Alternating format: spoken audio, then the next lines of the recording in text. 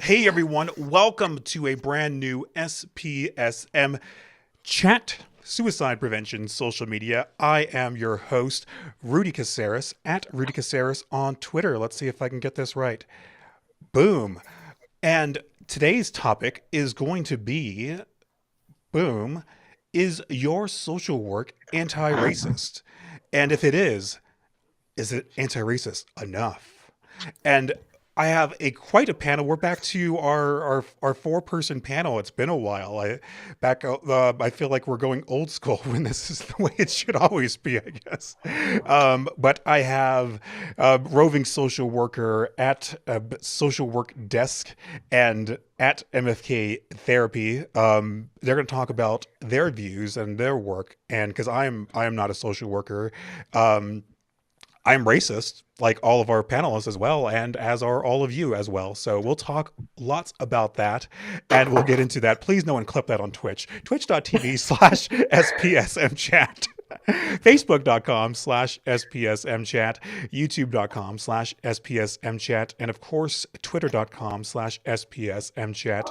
We are, of course, at SPSM. If you're on the Twitter chat, please make sure to use the hashtag SPSM in all your tweets. That way we can give you a shout out and you can be a part of the conversation. And so we stream, of course, every Sunday, 6 p.m. Pacific time, 9 p.m. Eastern time. But that's enough of my spiel. Let's get into the swing of things. Let's get on to our first panelist. Tell the whole world, the whole SPSM chat universe, galaxy, solar system, who is the roving social worker. Hi, I'm Jay, the roving social worker. I've been on Twitter for a couple of years as TrevorLMSW.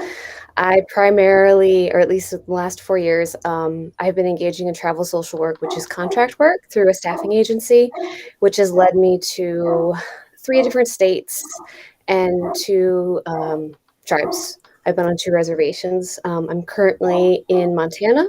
I'm actually on sovereign land in Montana, working my 5th contract on a 3rd extension, which is quite rare. I have a master's in social work, and I am a doctoral student for a DSW program. Yes, and you helped wrangle our panel this week, which I'm much appreciative. And you've followed SPSM for quite some time. I'm always seeing you in the Twitter chat, and so it's so nice to finally be able to work together. You excited?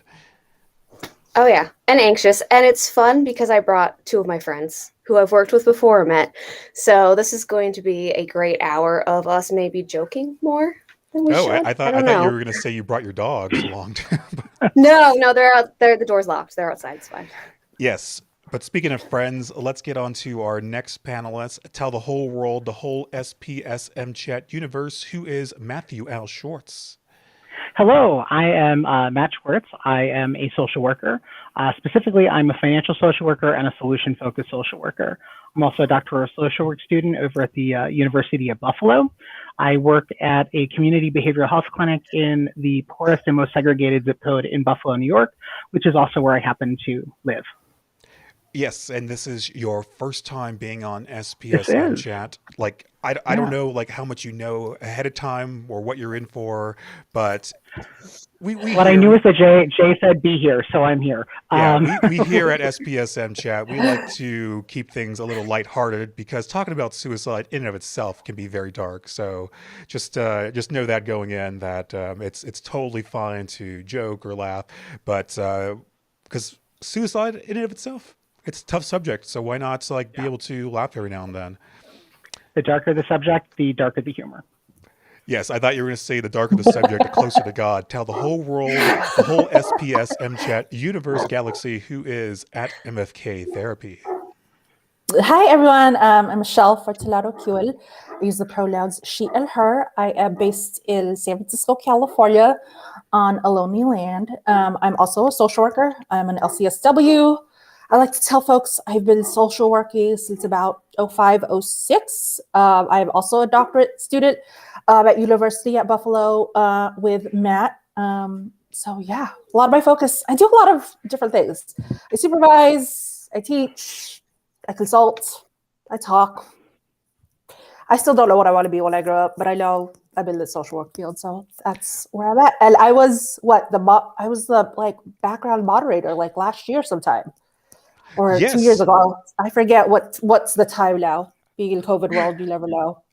Yeah, it's sometimes I forget that like I was doing SPSM chat in that weird period of 2020, like pre-pandemic and post-pandemic, and so it just all kind of blends into me. And then I was like, did it like in 2019 as well, where like like it felt like 2020. It's like the world was limitless. Here we are, 2021. We're all like in our rooms and still, and hopefully things will continue opening up responsibly, and we can do things like go to conferences, meet each other in person, which is something I truly miss. So I'm glad that we were able to connect online. But hopefully we can find other ways to collaborate in person, the Lord's willing. Okay, so thank you to whoever who liked or shared the stream as well. Dude, let me unmute that. Here we go. So you see the players. The topic is, again, is your social work anti-racist? Sorry for covering you, Michelle. All But good. there we go. Yeah, that's pretty bad. Well, let's just take that off. Just there we go. People get the idea. Okay. So quick shout outs. Laz is here on the Twitch, which is a good time to promote twitch.tv/SPSM Chat. Go check that out. If you are if you have a Twitch account, even if you don't stream, now would be a good time to go switch over to Twitch and boost our numbers there. Let's get this off the screen. Time is a trick, of course. Again, and thank you, Isabel, for watching us on Facebook. So, and the reason that the colors are red this time is just because I was doing a live stream for the Mighty on Friday, and just I knew I forgot to change something between now and Sunday. So there we go. Hopefully that's not the only thing I didn't remember to change. So okay, let's get into the swing of things. And if you're on the Twitter chat, introduce yourselves. I see people coming in there as well. We'll give you some shout outs there as the tweets start pouring in. So we're talking about anti-racism in social work, but of course, where this is going to be more of a conversation in general about anti-racism. And this was a topic that I wanted to, first I'd reached out to the roving social worker, and then you had brought along your partners as well. So I want to get your view on the topic, and then we'll go to Matthew, and then Michelle, and then we'll circle back. So let's go to roving social worker, and what exactly is anti-racism? Why is it important? And why is it not being done enough in the year 2021? Is that in 30 words or less? That is, I mean, that's a stacked question, first off. What is anti-racism? Well, it's a lot of things. What I think is really important for people to remember, especially a year into everyone kind of catching on to this word, and some of the other words like decolonization, anti-Blackness, which these aren't new terms, by the way. People are just seeing them more. It's not something you're going to fix overnight. It's not a singular policy. It's not a single thing that you can do. It's a whole system of things, because the issue is the system. I mean, all of our systems are based on white supremacy, racism, patriarchy, colonialism, different religions, and we have this all mixing in together, and it's caused a lot of problems for a lot of people, and it's honestly toxic to everyone. It's not just one demographic issue. It's not just one thing we're seeing. What's really noticeable news right now, and is of particular stress to myself, is the murder of Black men and children, and Black women as well. In the last couple of weeks, we've seen several children and men get murdered by police. This is problematic because I live in a rural area with a Black husband who has been stopped frequently by police. And so that's my own personal experiences, my own relationship to social work and how I became a social worker and working in the social service field is really seeing blatant racism and segregation and deportation. I used to live in the Southwest, and now I'm working with Indigenous folks, on tribal land. And so colonization and anti-racism is a big part of my work. And how do you do that? Well, I start one with myself, and then I start with my colleagues, and then I start with our policies, and I start with our agency as a whole. And it's kind of this ripple effect, but it's on all levels of social work. So it's really hard for me to give you a really clean cut, what is this thing and how do we do it? It's so many layers of things. I invited Matt because I know he works on all layers of it. He has his own perspectives. I invited everyone here because a lot of them they've done direct service, they've done meso, and they've done macro level. And so that's kind of what we need to talk about is what are we doing across the board, not just in one place or with one group or one thing. Okay, I've rambled enough.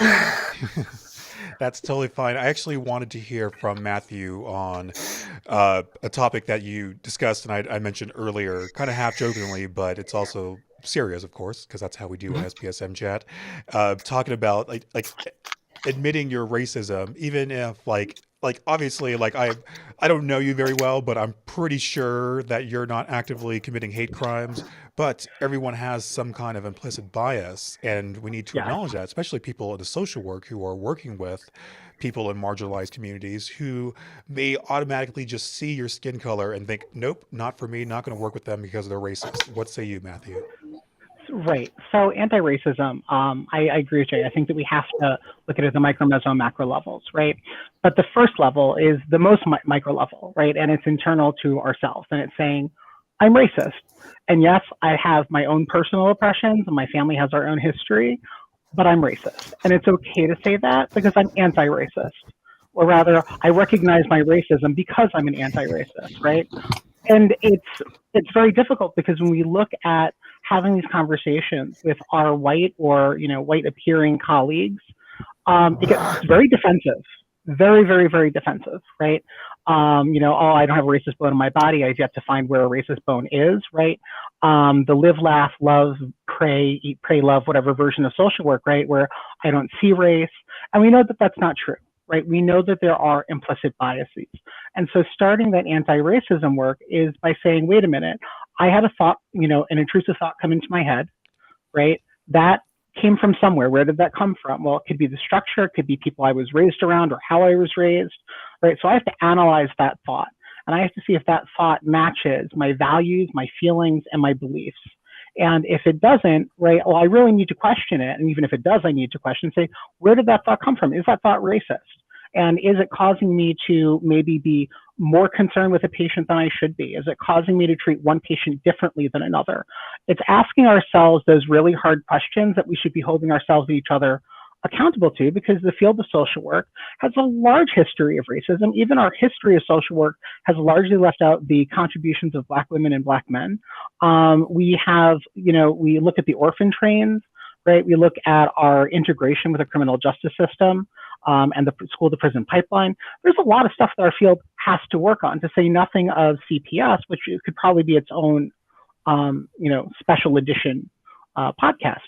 So I think that the concept of anti-racism is by saying it's okay to acknowledge the thoughts that I have aren't my feelings or my beliefs, but I have to really check my behavior to make sure that I understand when I'm being privileged, when I might harm someone, and what am I going to do to actively work against harming others? What am I going to do to change myself, the environment, the agencies that I work with, and the overall system? Now, acronym alert, I believe you said CPS, for those Child Protective Services. Sorry about that. All right, so Child Protective Services. And thank you for reminding me of that, right? So when we look at, which referrals are made, right? Who makes a referral?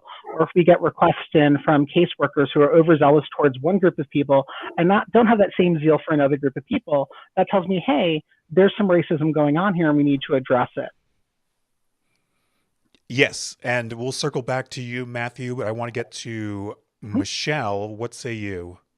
Yeah, I mean, I think I agree with everything that Matt and Jay are saying. I think what comes to mind for me. I mean, it's when folks were talking about just doing the work internally, but then also looking at the systems and structures in place. I think being anti-racist means checking yourself and also checking others as well.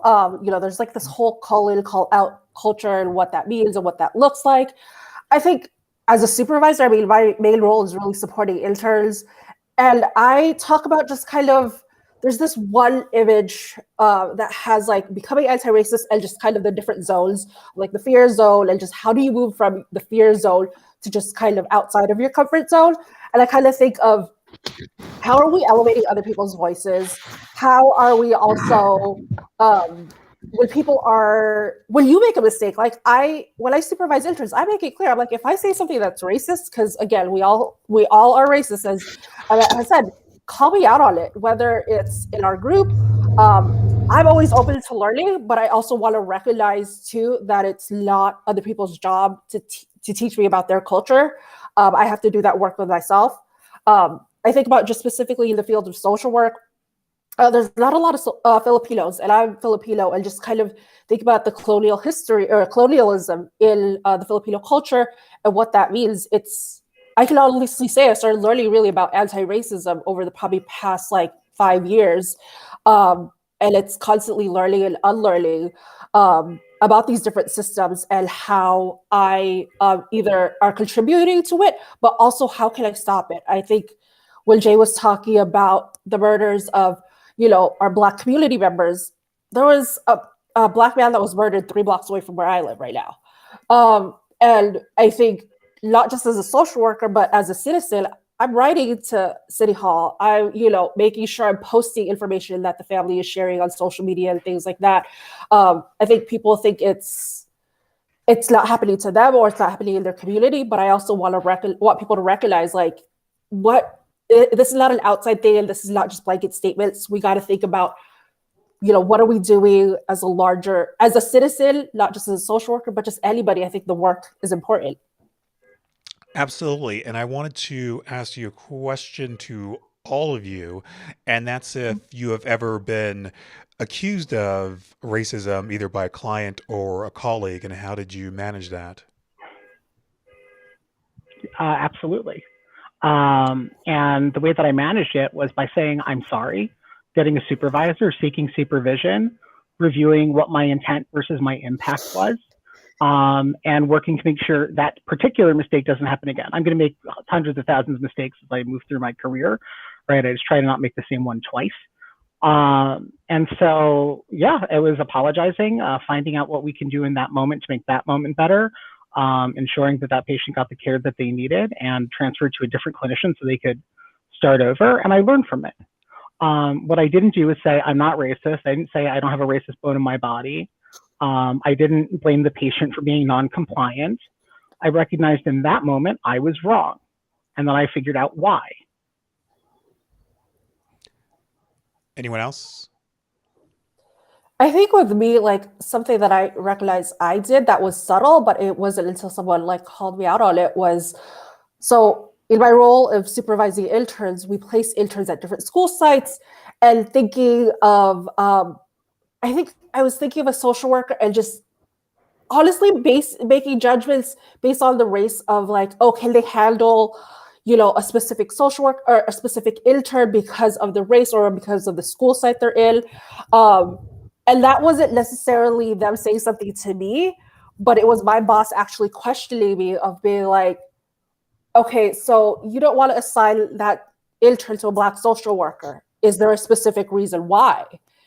And I had to do my own internal work of being like, what is it that I was thinking about her? I was making assumptions based on what I knew about her, why she may have not been a good fit or a good supervisor. And I think part of that was like, it gave us kind of accountability to kind of like look with each other and be like, how are we, in the power that we have to work with interns, what are we doing to basically support them or also not elevate other people up? So it wasn't like a direct, someone told me I was being racist, but it was like, hit, what are you doing? And kind of think about what your intent is. So that was something that came up for me. Yeah, and in my own case, doing this show, of course, I'm not a social worker, but we've had episodes where we've had black guests, but I felt like we weren't giving that guest enough time to speak from their own experience. Like, I get like we have panels and we have co-hosts and everything, but there are times where it is necessitated that that guest, who's a person of color, have the most time to speak about these issues that they obviously have lived experience with, and like me or none of my co-hosts do, or even having all like non-black panels, like, and then we speak on black issues. Like I feel icky about that sometimes. It's not out of design. Like I don't like make an effort to like do like a show about a black topic and not have black guests, but it happens sometimes where I have like an all white panel, and it's about a social issue that affects mostly marginalized people. And at the time, it didn't like cross my mind like, hey, this might come off as like just kind of icky to some people, just because there's not a person of color speaking from their own lived experience on these issues. So that's something that like I've been trying to proactively um, challenge myself on, like going forward and doing shows, of always trying to find someone to speak from a point of view of a person of color, especially when it involves issues that are primarily people who are from marginalized communities that are affected by. Hopefully that made sense. Let's Yeah. yes, sorry, Matthew, go on. I was just gonna say, it makes sense, and I think it's that fine balance that we all struggle to find of doing the work ourselves and then asking someone for a token representation, right? And how do we make sure that authentic voices are heard through without putting any extra emotional labor or burden on folks? So it's important. Yeah, and one of the things that I've tried in the past, and that we're actually going to do in a couple of weeks, is we've had a takeover by an all black panel, which we'll have in a couple of weeks, hosted by Amade from Depressed to All Black, and it is their show. Like I'm in the background to give support, but I'm off camera, and I just because I trust them to to make an awesome show, and like I can like do like fancy graphics and the stuff that like that we're actually going to do that I'm good at. But that for me, that is a good balance of being able to provide a platform, but not trying to like also make it about myself. It's like, no, here's the show. You have creative freedom and do what you want, because I know you're going to kick ass at it. And like me being on the show for even a minute just to like say hi is a minute too long. I will add one thing. I think because of the power differential that's kind of inherent in our work, I have never outright been told by a client of any age that I'm racist, but I'm good enough at my job that I can tell when someone is feeling uncomfortable. And I've been doing all that work that Matt was talking about earlier for, I'd say, like Michelle, 5 years, where it really became apparent to me, and where I was looking into articles and reading and education about like anti-racist and decolonization, because at that time I was working with an Indigenous population. And I started picking up on what I was doing, what my biases were, what was I saying. An important thing for social workers, and a very important thing for me, is that I always seek out consultation if I'm not under supervision. And I have some incredible mentors in my life from different backgrounds who can gently tell me, hey, was that a good idea? Was that the best way to approach it? Why do you feel that way? And I think that support from kind of across the community and reaching out to people with different experiences is really important to make sure that not only are we being held accountable and doing the work ourselves, but that we're safe, or that we're working on becoming better clinicians in our communities that we work with. Yes, definitely. And before we go on, I definitely want to get on to some tweets and comments real quickly, so we can make sure people feel part of the discussion. Melissa Tebbs Batavo on Twitter says, and it is difficult and uncomfortable to do that. Okay. Oh, yes, agree with Social Work Desk about checking ourselves and acknowledging our own implicit thoughts and biases as the first step, and then goes on to say, and it is difficult, and then it refreshed. So that's it is difficult and uncomfortable to do that, but it's critical as a social worker. Absolutely. Stephen Cummings, hello, says CPS could be its own episode. I love it when people quote. I don't know if that's your Twitter handle, but like I do love it when people quote people in a Twitter chat. It makes it more accessible for people who aren't able to watch live. And thank you, Roving Social Worker, who we have right to my side, says anti-racism is the micro, meso, and macro levels. It starts with our Oh my internal. God. There we go. Multitasking. Cool. And then yes, and Melissa goes on to say, yes, MFK therapy. That's Michelle to my diagonal. So true how much field education plays a big role in shaping things, ups the ante for field instructors. Believe that's it on the Twitter. Keep them coming. Make sure to use the hashtag SPSM. A lot of times people will like reply to the live stream and don't use the hashtag, and I don't see them until much later. So okay, and let's get back to, we have some more comments on the Facebook. Stephen's Roman Catholic Church says, great points, Matthew. That is high praise. I'll take what I can get where I can get it. Thank you, Jackie. Appreciate you. I saw Danielle follow us on Facebook earlier, so thank you for that. Facebook.com/SPSM Chat. Hello, Lustar on Twitch. We missed you. It's been too long. Welcome back. Welcome back. Hopefully, you're still watching, and feel free to add to the conversation. And there you go. That is great timing. The Instagram account Social Workers Can Kiss My Ass is worth checking out. It's by a social worker who's very aware of issues with the profession. And what better timing than to get on to our next topic? I was actually going to mention this later, but let's just reshuffle the deck and talk about like how does racism exist within the social work field? Like what is happening and what can be done about it to get rid of it? Let's go on to Roving Social Worker. At what level? I mean, I have seen a lot of conversation about social work education because that's where this starts for a lot of us. We're educated, we're put in field placements for training, and then after we're post-grad, we have to usually do clinical hours, at least at the master's level. Some states you have to do clinical hours even to have a licensed bachelor's level. So there's all that part, and then I'm in education as a student, but I'm not teaching. So I'll let Michelle and Matthew kind of talk more about that part. My focus is on almost the back end of what are we doing in clinical settings, and how do we address that bias and that racism, anti-Black and other forms of racism, depending on where you are. And for me as a traveler, I'm bouncing from place to place to place to place. So cultural awareness is a big part of what I need to be good at, or at least be good at researching before I go to a new contract. In this case, I mean, it's easier for me to point out the contract I'm in right now than say when I was in rural Minnesota, because rural Minnesota was a farming town of white people who some still spoke German, because the town was very German. Now I'm on a reservation that has 2 different tribes, 6 bands between the 2 tribes.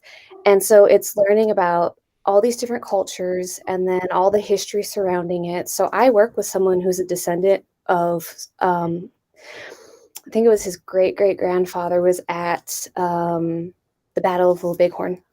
So I've heard a lot of stories from his family and what that played out versus what we've seen kind of whitewashed and, it was Custer's Last Stand and all that. No, it wasn't. But there's the historical context, there's the traditions, there's the different layers of how many other cultures happen to be here because of different federal laws that allowed white people to settle on this land.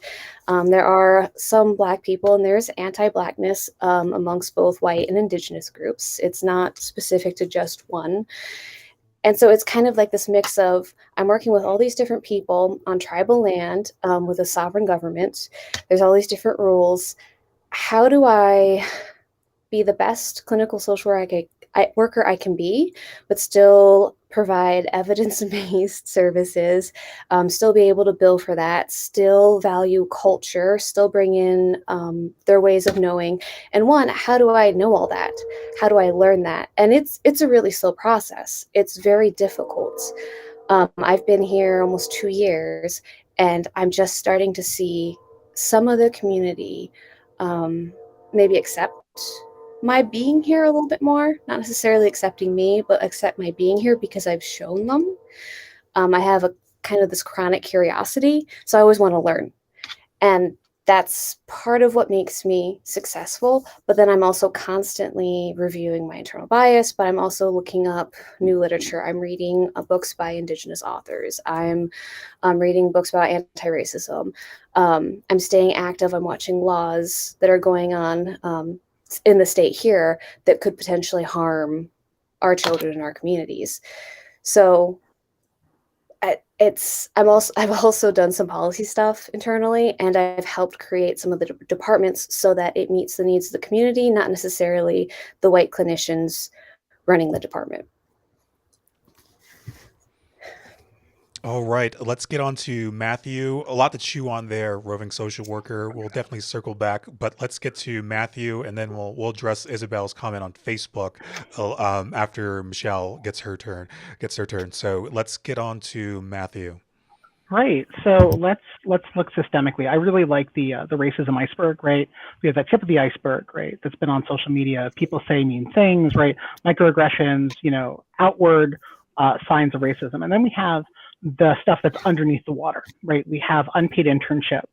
We have lack of access to promotions. We have who comprises the executive suite, right? Whose voices and communities and cultures are being, given a speaking space.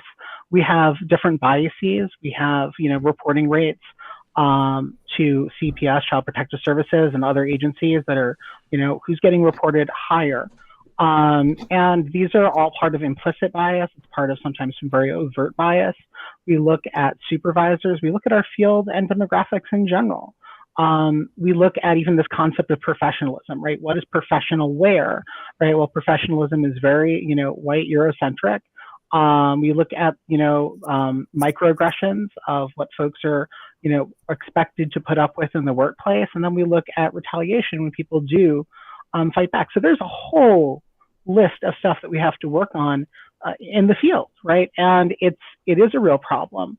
We can also look at some of our colleagues' inability to introspect, right? I'm not shy. If I think you're racist, I'm going to say you're racist. And the inability for someone to say, wow, maybe I did something racist, let me do better, right? I think is a key component, a key requirement of our field. And I think it's something that's lacking starting at our educational standards, right? There's a lot of, classrooms the teachers have freedom of the classroom, but we have so many mandates by the CFSW, and yet anti-racism isn't yet one of them. And I think that we have to imbibe that in our practice, because otherwise we're going to keep on making the same mistakes that we've made since the inception of the professionalism of our field. What say you, Michelle?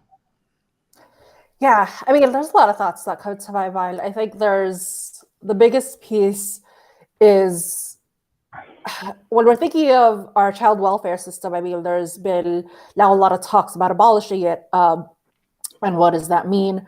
I'm not an expert in that field, so I can't speak on it, but it's really something that I've been looking at and thinking about, especially with the murder of Ma'Khia Bryant, and just, she was in the foster care system, and there's social workers involved in her case, and is there anything we could have done in terms of foster placement? Again, not knowing the details of her case, I can't speak on that, but I think, looking at revamping kind of what social work is and kind of what our role is. I think both Matt and Jay both talked about the education system, and I highly agree that, as we're bringing in social workers into the field, who are the professors, who's the adjunct, who's getting paid to speak, what are the readings and videos and podcasts that they're listening to.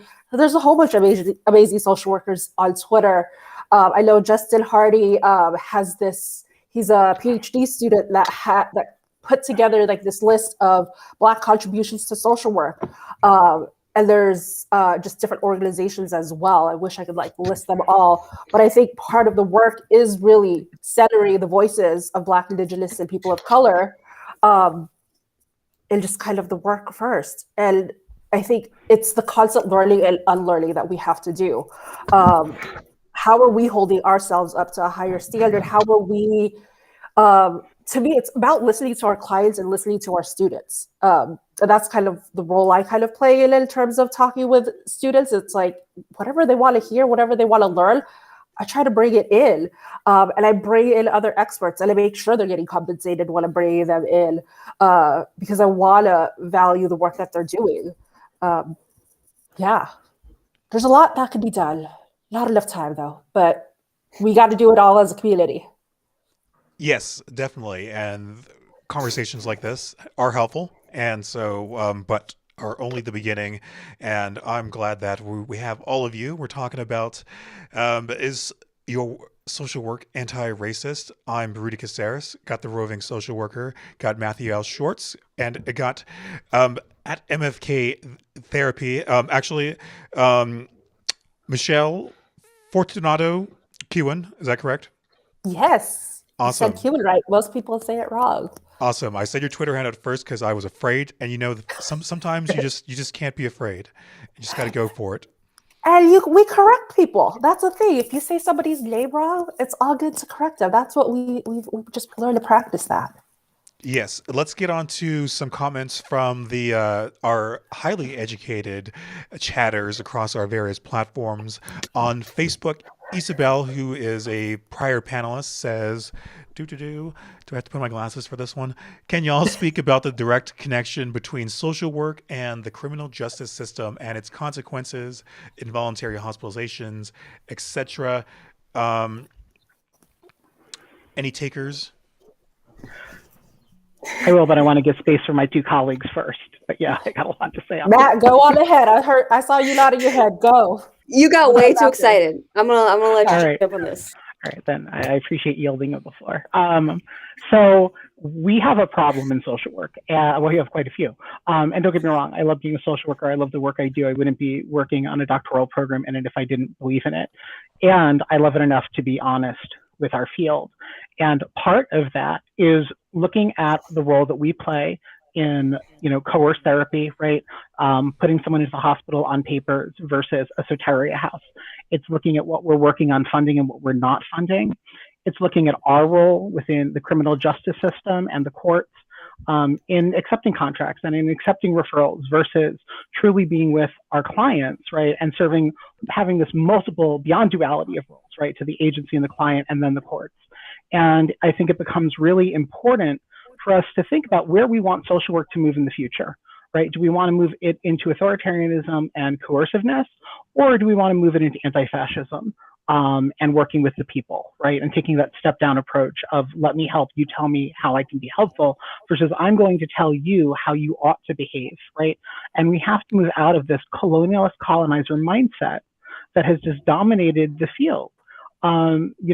We have this role in the criminal justice system that some people really love, and sometimes it's just foisted upon us. And until we can tease ourselves out of that, we are part of the prison industrial complex pipeline. And that's something that in 2021 really should it should never have been a thing, but it certainly can't continue to be. So I think that we're going to see a split in the field, and I'm not sure what that's going to look like, but I do welcome it because I think something has to change.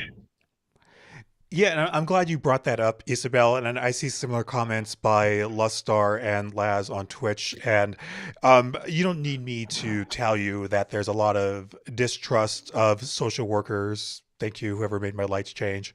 And so, because of their ability to be able to call 911 and have someone taken away and put in involuntary hospitalization or even arrested. And so, especially of marginalized folks, especially of people who are suicidal, who we see this oftentimes with therapists and psychiatrists. They don't want to talk about their suicidal thoughts, even if they're not even suicidal. They're just having thoughts. They don't want to talk about it with anyone with letters at the end of their name because they're afraid of being taken away. And so, how do you deal with that? I have friends who are entering the social work field right now specifically because they want to battle against that. And it is real. It does happen, but there are, of course, awesome people like you who are fighting against that system, fighting against that status quo. What say you? Anyone? I mean, so I have lived experience. I think I've learned the most from people here on Twitter and Facebook and other social media platforms who also have lived experience. I've never been put in an institution of any sorts. I've never been hospitalized. I've never been in jail as someone being held in jail. I've been to jails, but not arrested. So I've been kind of on the outside looking in, but I've learned so much from other people about those experiences. And then unfortunately, early in my career, I was heavily a part of that system. I worked for crisis teams. And so I got a glimpse at what it looks like in the jail for people with mental health because we got called out there, or we were literally called out into fields or into the street by police, by other first responders. And so I've seen firsthand how some police handle it, how some police are trained that handle it. I've worked in areas where you get arrested if you have suicidal thoughts because the only place to put you is juvie or the jail. And that's more traumatizing. It's all more traumatizing. So for people coming into the field, it's like we really have to do community work.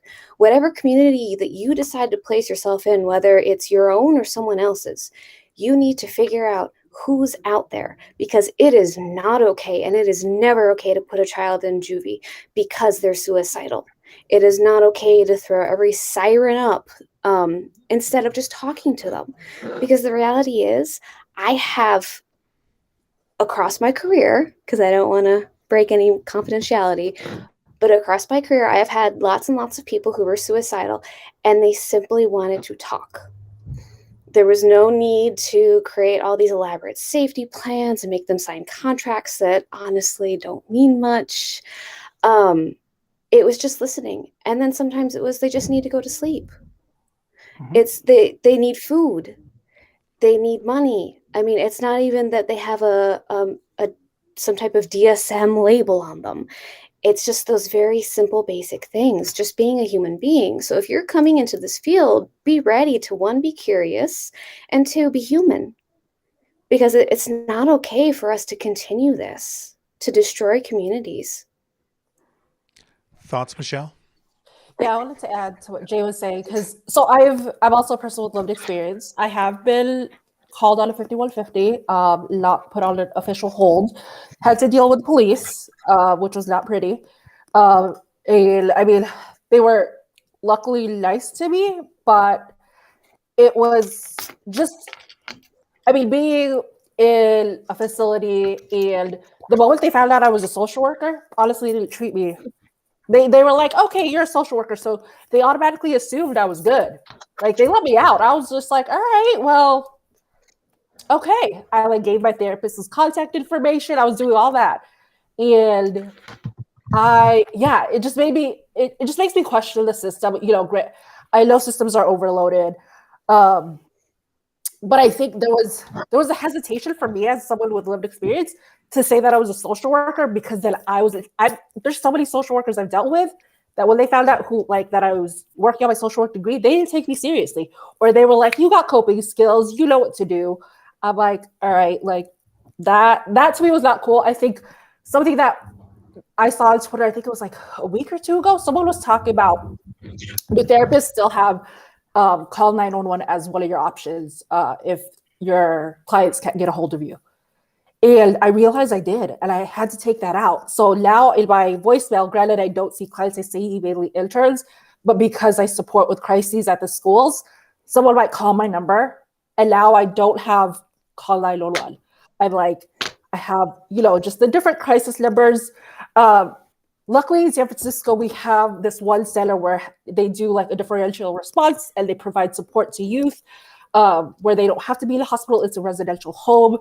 They get respite for 2 weeks, which is awesome. And luckily, I know the director that I'm able to work with her every time there's a student that I'm worried about. But involuntary hospitalization doesn't work. I've seen kids coming in and out. And what are we? I think also there's like a bigger picture of like what are we doing in terms of prevention, because a person got to this point because they've sought out support. And I kind of think of it as kind of like juvenile justice. It's like, unless you get in trouble or unless you get like hospitalized or put in juvie, you don't get services. How can we move like away from that and look and also work with the community? Because I see a lot of families who are like, I just don't know what to do. And we need to find ways that we're using the community care approach versus just the like, okay, here, we're just going to hospitalize you, or we're going to put you in juvie, or mandate you to like 8 sessions of therapy, which I'm like, if you're as a teen, 8 sessions of therapy, if you're mandating me, I'm not going to talk. There's like the teen in me that comes out that I'm like, all right, yeah. No, great points. And I'm glad we're talking about this, because it's not enough to just like have on your Twitter bio that you're anti-racist or whatever, or like it's words are not enough. Hashtags are not enough. We know this. And so to be anti-racist is to be proactive and to be visible and to actively making change in your field as much as you can, and making a big stink about things, even when it makes you unpopular, even when like your other right friends or colleagues think that you're out of line or whatever, or try to change your mind. So it definitely can be very thankless work, but I'm glad that all of you are out there fighting the good fight and not accepting the status quo. So let's get on to some more comments and chatters, and then we'll go into final thoughts. And feel free to, as I'm reading the comments, and start formulating your final words of wisdom and anything that you meant to get out during this past hour, just didn't have a time to. We can address that. So let's get into some chatters. Laz on Twitch is having fun making my lights change, but also has this to say. I have to get closer to the screen. I talk to a lot of people who feel like fucking failures because they have gone through this awful forced or coerced treatment, and then they're having thoughts of suicide or death again and feel like that means they aren't trying or are a failure. Telling them that I have those thoughts actually makes a difference. Like, wow, really? Never were told by anyone else. Yes, great point. Laz does peer support and does a kick-ass job at it. Lustar says social work podcast, aka Jonathan Singer, is worth a follow on Twitter. He was a guest too. You mean former SPSM co-host Jonathan Singer? Like, yeah, we go way back. He was SPSM like through and through before like I even knew what SPSM was about. Yeah. He's a cool guy. But go check out episode 40 in particular, which you can go on any of the various podcast platforms and give a listen to. Lustar also says, only call 911 if you're okay with the person being killed by the police. Lustar's, I heard a verbal from Roving social worker. What say you? Interestingly enough, my department finally came to that conclusion this last week. Something I've been saying for 2 years. Don't call 911 on someone unless you're willing to watch them be arrested or killed. And my supervisor's the one that said it, which was kind of stunning. But yes, I thank you for that comment, because we do need to hear it and we do need to recognize it. Police are not safe. Yes. And let me see before Here we go. Lustar also says so much, and thank you for the comments. We missed you, Lustar. We missed your awesome comments.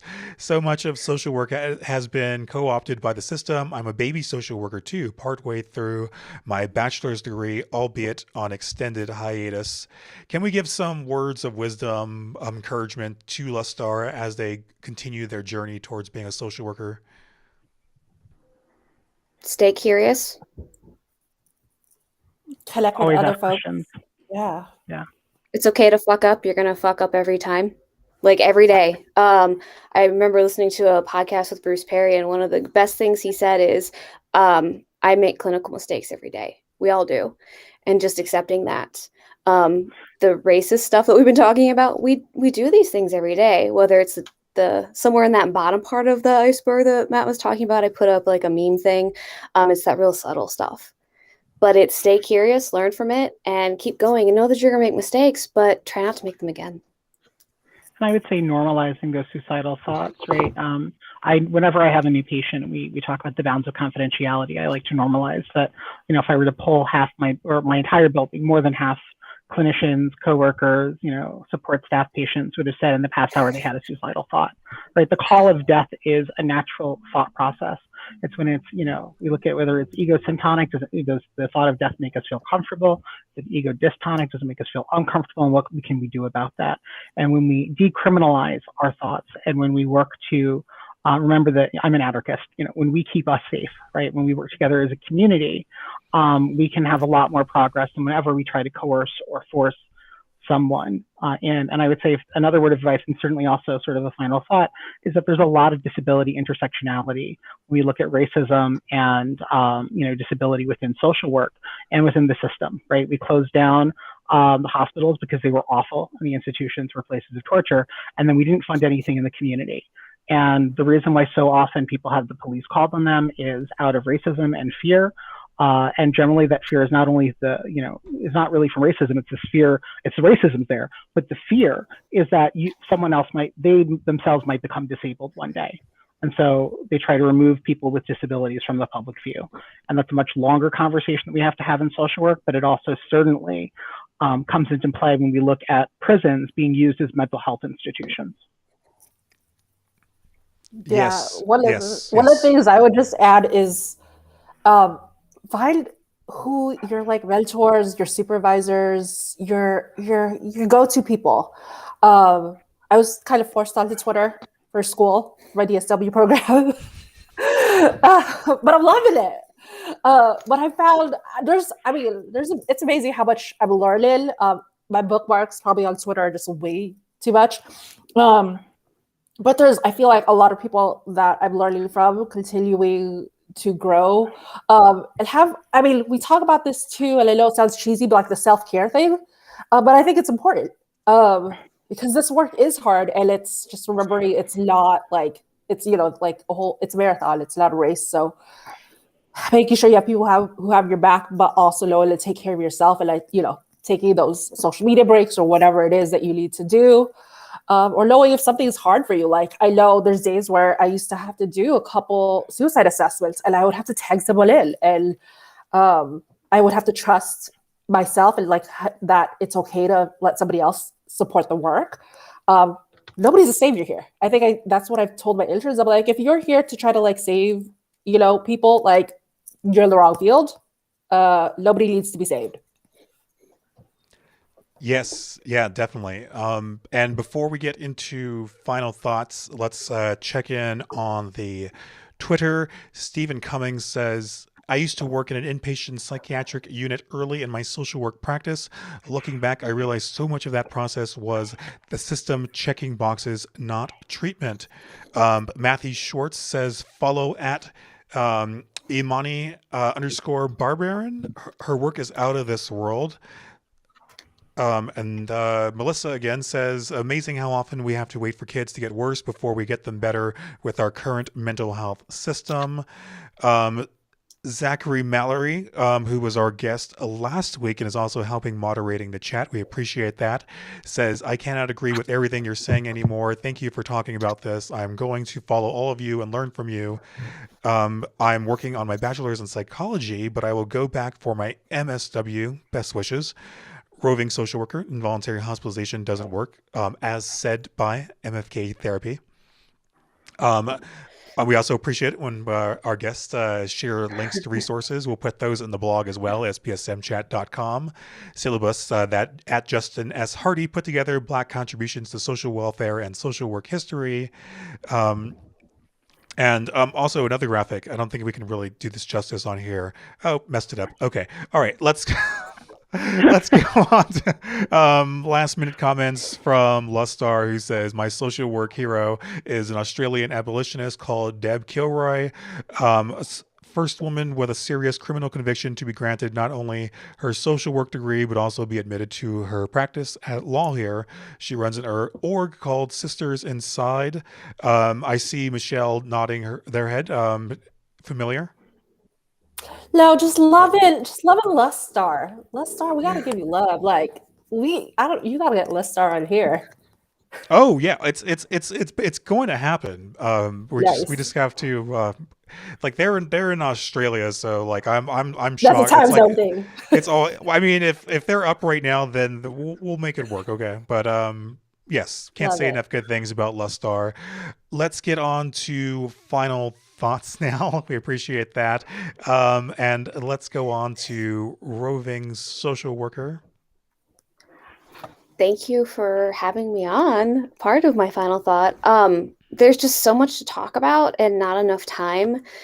I appreciate that we're having this conversation. I appreciate that both Matt and Michelle agreed to do this last minute. Thank you, Matt, for specifically saying you're doing it for me. I love you. And I was not laughing at what Matt was saying earlier. I was laughing at some of the Lustar comments. They were hilarious. Thank you for those two. Stay curious. Keep working on yourself. And for social workers out there, know that you're not alone. I know there's a lot of social workers who aren't working on this right now. So please reach out to us. All of us are active on Twitter. We have websites. Feel free to, drop a DM in whatever social media you find us in. And we're here to support you too. Yes. And you are at travel_MSW on Twitter. What exactly is a travel MSW? I am a contractor. I'm like a travel nurse, but a social work version, a locum tenens. So I go from place to place to place. But right now I'm kind of stuck in one place, though I like it. So I shouldn't say I'm stuck. I really enjoy where I am. I love it. Awesome. Thank you for being on the show this week. Hopefully it's not the last. I'm so glad we were able to make this work. So until next time. Final thoughts, Matthew? So, all right. Well, thank you for having me on, Jay. I love you. And I mean, you're always welcome to laugh at me. I don't take myself seriously. No one else should. So, one of the things that I guess is my final thought is that we can either admit that the problem's here, because we know it is, and we can do something about it, right? First step in addressing a problem is admitting we have one. Or we can just sort of close our eyes, go la, la, la, la, la, la, la. I don't see race, and then nothing improves. And that's not really an option. It's not an ethical option. It's not a real option. It might be an option that makes people feel better about some of their family members or what they grew up learning. But we have to undo these systems, and we have to undo what we've learned that just doesn't work. So I don't know, buckle up and get ready to do the work, because there's a whole host of new social workers coming in who aren't going to let the status quo stay. Thank you, Matthew. Much appreciated. I'm glad that you took a risk on us. Hopefully we didn't scare you away. We can have you back on in the future, because you definitely can talk about a whole multitude of different issues. Thank you. Awesome. And real quickly, it went by, but you are at Social Work Desk on Twitter. How did you come up with a name like that? So I was looking originally when I was in a field placement, they were like, no, don't be on social media. And I was like, all right, well, what could be my hidden username? And then I sort of was like, getting your first social work desk is actually a really important thing for a lot of us, but I think that we don't necessarily always, cherish or talk about. But I think every social worker that's ever got on their first desk, whether it was mine was in a closet, or in a disused, location underneath the stairs with a sign saying beware of leopard, right? Wherever it is, right? It's a pretty special moment. And we do a lot, our cars and our desks are where we do a lot of healing with folks. And so I didn't figure social work car was going to cut it, but social work desk made it happen. And I will say that you're probably the guest with the most letters at the end of their name, and I am curious, what is CASAC-T mean? So that's a credentialed alcohol and substance abuse counselor trainee. I've reached the hours to sit for the exam, but first I need to sit for my clinical exam because that's what I'm studying for. So I'm an integrationist. So I work with folks who struggle with mental health, with substance abuse, both. And so that's just one of my parts of alphabet soup that I've collected along the way. Thank you. I appreciate that. Let's get on to final thoughts. Michelle? Well, just really enjoyed being here. It's weird being on this side. I'm used to being on the background end, just typing everybody's thoughts. I think just ditto to what Jay and Matt have said. The biggest thing I just kind of really want to share is just again, know your passion, know your why. Remember your why. There's going to be hard times, but also know you got a lot of support. Also, I have to shout out, it is Asian and Pacific Islander Heritage Month. And maybe, as we know, it's Mental Health Awareness Month. There's a lot of great work people are doing. And I'm going to add more stuff to the feed. There's some Pacific Islanders that I want to just shout out that are doing social work on different levels. So, yeah, keep up the work. Thank you so much. Yes, I'm glad to finally have you on the other end of the screen, and you are at MFK Therapy. Easy enough. The MFK, of course, is for the initials of your name. So thank you. I'm glad that we're able to make this work. And I'm glad that you're now officially a part of the team on the on-camera side. And hopefully it won't be the last time. So thank you for offering all of your valuable insight. Of course. Thanks. Awesome. And that is going to do it for this week. I've been your host at Rudy Caceres on Twitter and Instagram, I guess. But we are all as a whole, SPSM Chat at SPSM Chat. We stream every Sunday, 6 p.m. Pacific time, 9 p.m. Eastern time, facebook.com/SPSM Chat, twitch.tv/SPSM Chat, youtube.com/SPSM Chat, where you can see all past episodes, even going back to the what the hell is his name? The social work podcast host guy's name. Jonathan Singer. Jonathan Singer. I swear I know him well. Twitter.com/SPSM Chat, and make sure to use the hashtag SPSM even throughout the week. Keep boosting that brand. We love it. That is going to do it for this week. Definitely go shower these people with some love. Follow them, give them money if they ever ask for it. No questions asked. And happy Mother's Day. I totally almost forgot about that. So happy Mother's Day to all the wonderful mothers out there, even the semi-wonderful mothers. It's hey, we'll take it easy on you this time, just one day. Okay, before I say something completely wrong, I'm going to call it an evening, and I will let who should I call on? I will let Roving Social Worker give the sign off for this week. So take it away, sign off, SPSM Chat, Roving Social Worker, in however way you see fit. Thank you and good night. Bye.